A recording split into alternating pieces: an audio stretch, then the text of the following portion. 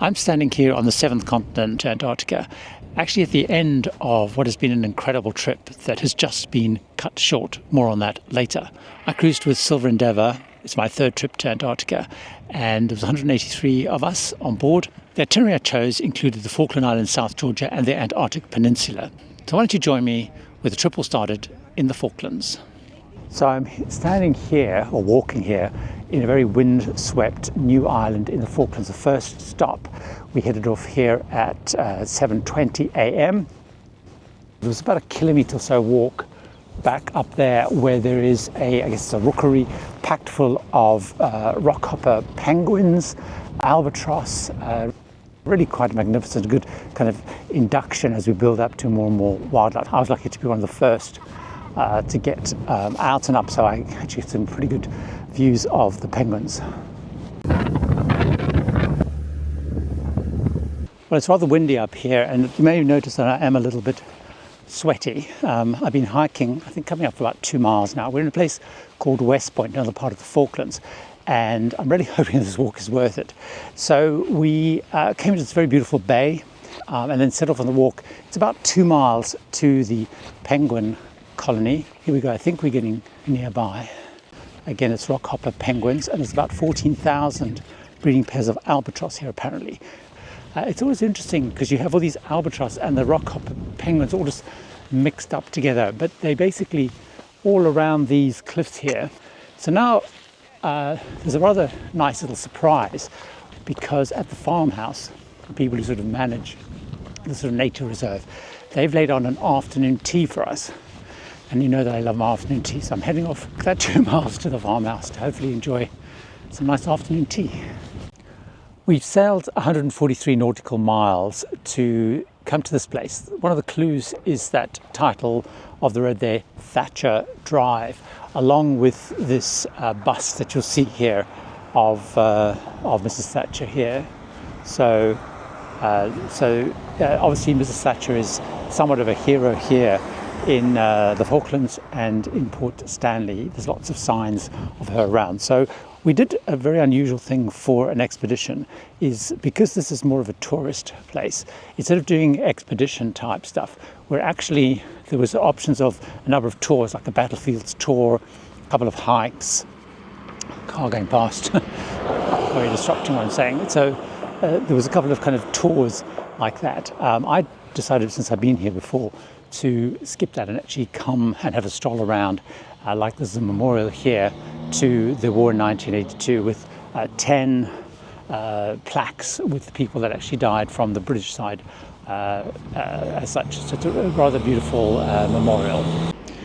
This is South Georgia. It is extremely windy. It's about 60 to 70 miles an hour winds. So we have been chased by a storm down here. We actually got to South Georgia faster than planned, almost a day faster in fact, and the plan was we were going to try and do some landings, particularly in Salisbury Plain, which is the famous plain, but it was just too windy and dangerous to go out. So we tried another spot, again too windy, so we're sheltering in this bay here, this rather gorgeous bay with these incredible glaciers and stuff around. It's really cold out here, and hopefully tomorrow morning the wind will die down. It's now around 14 hours since I last recorded that, and it just shows you how dramatically things change here once you head down into Antarctica. So it's now the morning. As you can see, it's blue skies, no wind. It's quite warm in relative terms now. I think it's about 6 degrees Celsius or so. So the good news is we're going to be heading out on 2 amazing landings. So let's go and join me on the first one. You'll probably hear behind me lots of excited chitter-chatter amongst the sounds of the waves and the animals squawking away. So we're now here on we're landing in Possession Bay.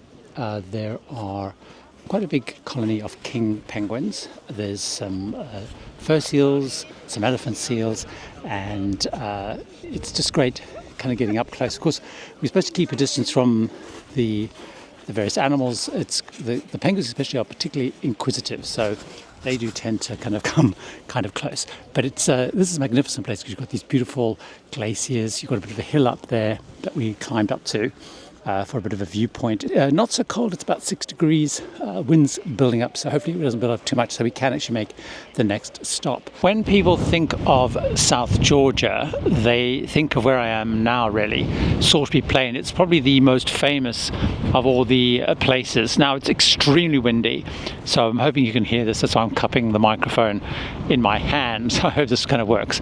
But it is an incredible plain. As you can see, it's very open, which is also why the wind comes kind of gusting through here. It has around 60,000 breeding pairs of king penguins, apparently the second biggest colony on South Georgia. A lot of elephant seals on the beach. And you can see the massive change from just this morning where we had blue skies, where it's changed really fast. Again, the penguins are incredibly inquisitive. They keep kind of coming up to people to see what's going on. So I'm really glad we made it here, because this is kind of like an iconic place to come and visit, but magnificent. Just seeing these rows and rows and clumps of these king penguins all over the place is just brilliant. Well, in the ever-changing weather situation in Antarctica today, it's very cloudy, it's very rainy, but no wind. So behind me is a clue to where we are today. This is actually a call into probably the most important kind of historical, commercial part of South Georgia. It's Grytviken. Carl Anton Larsen, who was a Norwegian sealer and whaler, in 1904 created a whaling station here in Grytviken. And it was to get oil. Oil was used that time for street lamps, for cosmetics. This actual site only closed in 1966, so the mid-60s, because the demand for whale oil plummeted. Also, there was more kind of sense of ecology and conservation. So according to the small museum that's here, around about 400 men would work here during the season, down to 90 in winter. And 175,000 whales were killed in the waters around South Georgia when the whaling industry was operating here. 175,000. It's mind-boggling. Also here in Grytviken is where the South Georgia government has a scientific base, has some of the admin here, and there's a museum and a shop. Grytviken is also renowned because this is the resting place of Ernest Shackleton. His grave is actually here.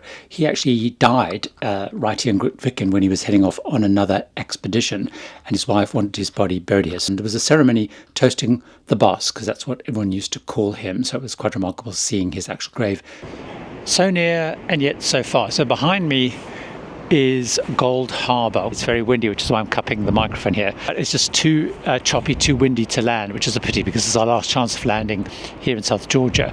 So we are going to hang around, see if the wind dies down, which is unlikely, and then perhaps do some scenic cruising through some fjords. So we arrived at Drygalski Fjord, and it was completely foggy, overcast, and not at all great. So we hung out for quite a few hours, and then suddenly at about 4 o'clock in the afternoon, it all lifted and it just cleared up. It's bitterly cold out here. I'm on deck 6. Hopefully you can hear me. It's very windy, it's very cold, but there's gorgeous glaciers, so it was well worth hanging around the day, hoping that this would kind of pass. Quite magnificent. So it's 2 days, 682 miles, and choppy seas since I last spoke to you. We're now here at probably one of the most significant historical parts of Antarctica, which is Elephant Island. So just behind me is a place called Point Wild. This is where Shackleton left his men, 20 odd of his men, for 4.5 months while he sailed away to South Georgia, where we've come from, to try and find help. So they had to sit there for 4.5 months over winter. We're going to head into this very beautiful glacier-covered area where they had to basically survive for 4.5 months. They ate penguins all the time, and that's really important because penguins are a big source also of vitamin C, I discovered, so they didn't get things like scurvy. Also here is a sculpture, a bust to the captain that actually brought the ship down here to rescue the men. Later on this afternoon, we're going to be heading to another spot on Elephant Island. Hopefully it'll be calm enough where we can do some Zodiac cruising. I probably look rather cold because basically I am. So I'm just back from what you can see behind us is Cape Lookout. So Cape Lookout is in the south part of Elephant Island. There are chinstrap penguins, there are gentoo penguins, we saw a couple of seals there, a couple of birds, and we did a zodiac ride around here. It was really chilly. It's about a -2 Celsius, but obviously when you're out there with the wind, it's more chilly, even with loads of layers. It's more your face that gets cold. When you see brochures for Antarctica, it's often this kind of scene that they show you, which is blue skies, loads of ice, loads of snow, and of course loads of wildlife. So we are here in this picture perfect place which is called Robert Point. We're a little bit further south in the South Shetland Islands. It was an early start. I headed out at 7 a.m. So I'm actually the third group to go out, and we started with actually a zodiac cruise around the bay here. Very beautiful. But what was important about that is I had 5 sightings of humpback whales, probably about 3 different whales, and that was really magnificent. Then we've come on land. Got about an hour or so here. And what's interesting about this spot is you obviously have elephant seals on the shoreline, as you often do, and then you have fairly large colonies of gentoo and then chinstrap penguins. And what's interesting is the gentoo are sort of more near the shoreline, and the chinstraps are right up on top of the hills. And it's interesting seeing just they go so far, they're so far away from the water's edge. So this is a very beautiful spot here. We've got about an hour or so here. Then we're heading off further south down the Shetlands to another site, which is very infrequently called on because normally the weather prevents you to. So hopefully you make that, and I will see you there, hopefully. We travelled about 42 nautical miles. It took about 4 hours or so to get here because in this area you can only go 2 knots because of the risk of whales and damaging and disrupting whales. And we have landed in Deception Island, however, not where people normally go in Deception Island. When I've been here before in Deception Island, we've actually gone to like a caldera where a volcano was, and that's where used to be whaling ships in the day there. But we were able to, because of the weather, land in a place called Baily Head. And the expedition team were incredibly excited to get here because this is where the biggest colony of chinstrap penguins are.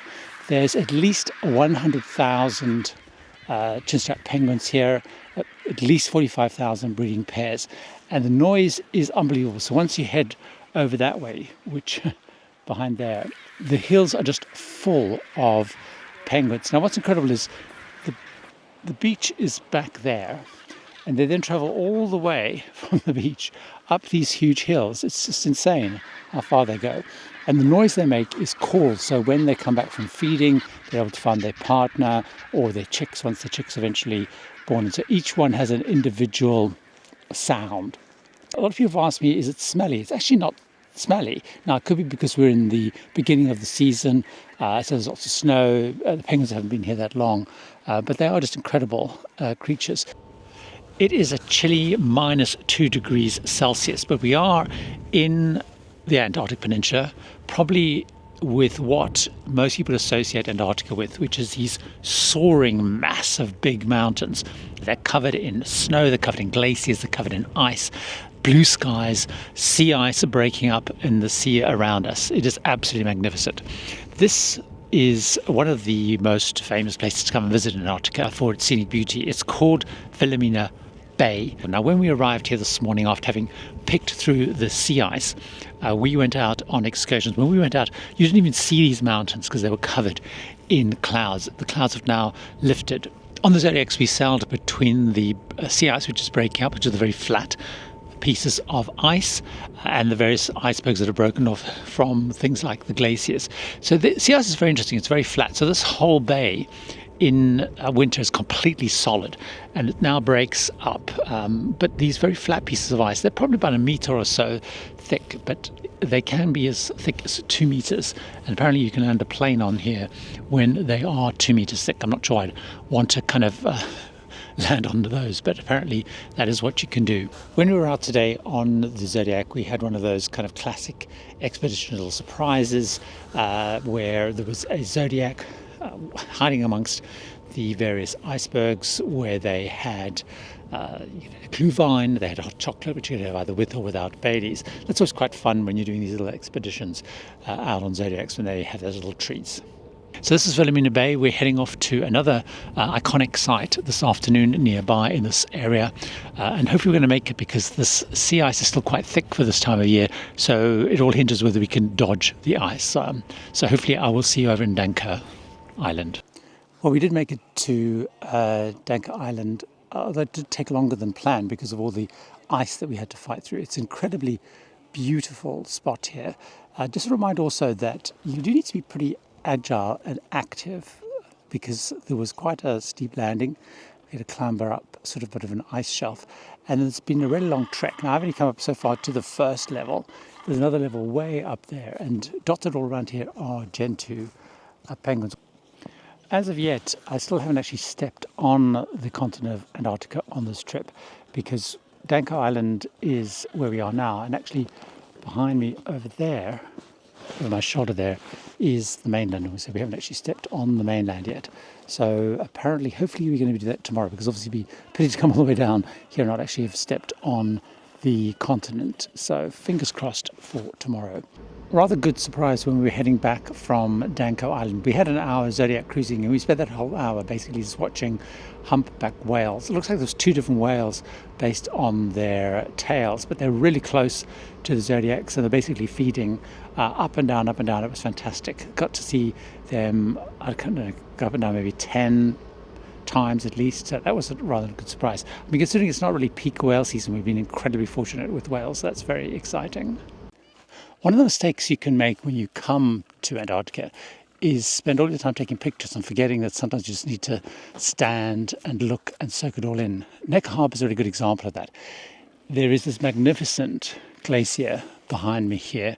Then there's a sprawling colony of Gentoo penguins. Now, Niko Harbour was, like many places in this area, was originally discovered, found by Gerlache, the Belgian explorer. He named it Niko after a whaling ship that used to operate in this area. So it's very atmospheric today. It's snowing. We're moored out there. I'm actually first on the first group out here at 7:30. So it's really great because we're really seeing pristine stuff. Not lots of people around. They're all behind me. But it's just sometimes important to just sit quietly and look. Listen to the sound and the silence. That's one of the things that's amazing about Antarctica, is just the silence of the place. Don't know if you can hear the silence. Again, Niko Island sort of proves the point about the importance of being relatively fit and active. It's quite a big hill that we're climbing up here, and I'm only halfway up to the first level. There's another level way up there. Some people I know have already turned back because they're just worried about the steepness of it and the kind of the ice, etc. So I'll probably sound a bit out of breath. But if you can climb up to get these views, it is quite incredible. A few people have asked me, knowing that this is my third time in Antarctica, if I've become a bit blasé to it. And absolutely not. Every experience in Antarctica is different to the time before.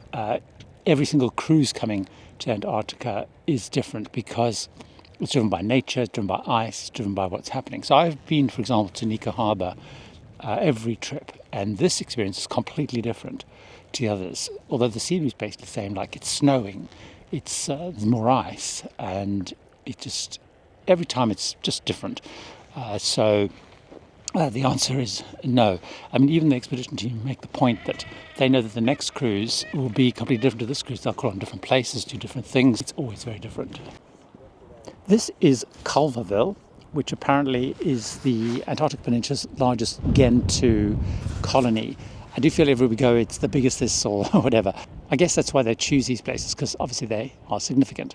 Now this is a very stunning place. It's sort of like a sort of iceberg graveyard where I guess icebergs are stuck because of the currents. It's also a very bittersweet afternoon because we were told just before we headed out that we're cutting short our trip, and the waves and the wind projected for Drake Passage are quite severe for the Thursday, Friday we were due to cross. So actually tonight, once everyone heads back, we are going to be heading off to cross the Drake Passage to try and avoid the worst of the storms. As you probably learned from everything that I've been talking about, is you need to, if you come to Antarctica, be ready for everything to change. In fact, when I've been to Antarctica before, I think every single time we've left slightly early to try and avoid Drake Passage issues, which I guess a lot of people would be pleased about missing. We have actually visited the most incredible places, had the most incredible experience, so I don't feel that I'm missing out, but you just need to be ready for that experience. So after 3 nights and 2 days crossing Drake Passage, we're here in Port Williams where this trip ends. So the ship's there behind me. We have a day in Port Williams where they've laid on various hikes and bird watching and town tours and so on. The Drake Passage did prove to be a little bit on the bumpy side, particularly on the second day. So it's probably just as well we got here a little bit early. And then tomorrow we start getting the charter flights up to Santiago and the end of the trip. I've had an incredible time. It's been absolutely amazing as you've seen what we've seen. Now, if you join me over in some of the videos, I'll talk a little bit more about expedition cruising, some of the things I learned, and also how Silver Sea stacks up versus other expedition lines. See you over there.